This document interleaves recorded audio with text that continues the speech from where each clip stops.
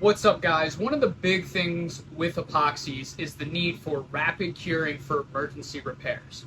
All right. And so when we're talking about the speed of epoxies, there are two different ways we can do this.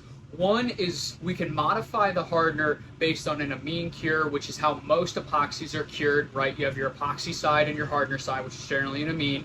Or we can go with something that's called a mercaptan or a mercapto cure, and you'll be very familiar with these or remember these.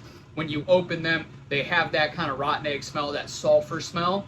And so what we can do is with those are actually catalyzed reactions on the mercaptan side that we can speed up tremendously. And so take, for example, one of the materials that we use. We have a standard version, which by all accounts is very fast. You know, it's 30 to 40 minutes, and then it's setting up really quick. And then we have one that we call ultra fast, and that one's about 3 to 4 minutes, right? So it's about 10 times faster. And for a lot of us, when we're out there and we're talking with people, they say, hey, I want the fastest thing you got.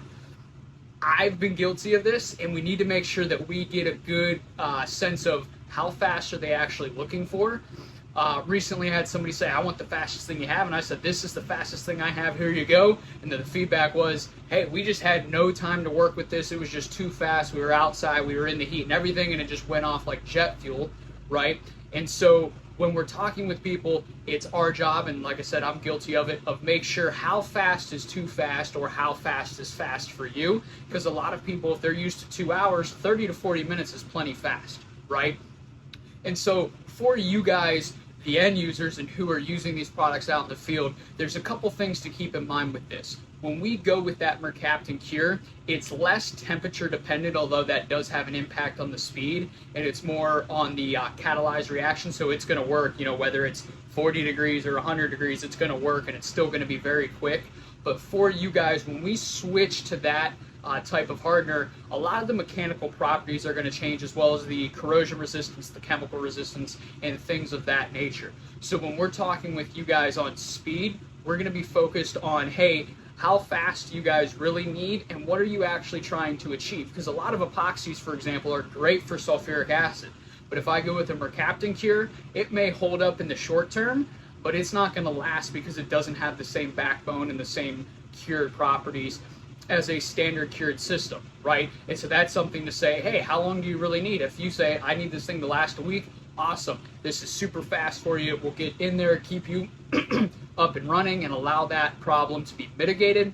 If you're looking for something longer term, we still have ways to speed up that reaction, and we have a host of materials, as a lot of manufacturers do, that are kind of in the fast, really, really fast category. But that's something that for you guys to know, those are knobs we can turn to get you up and running and keep you up and running in the event that this is a repair while in service.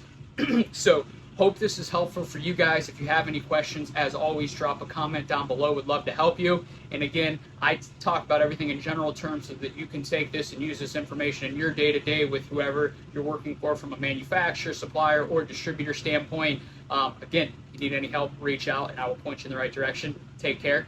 Godspeed.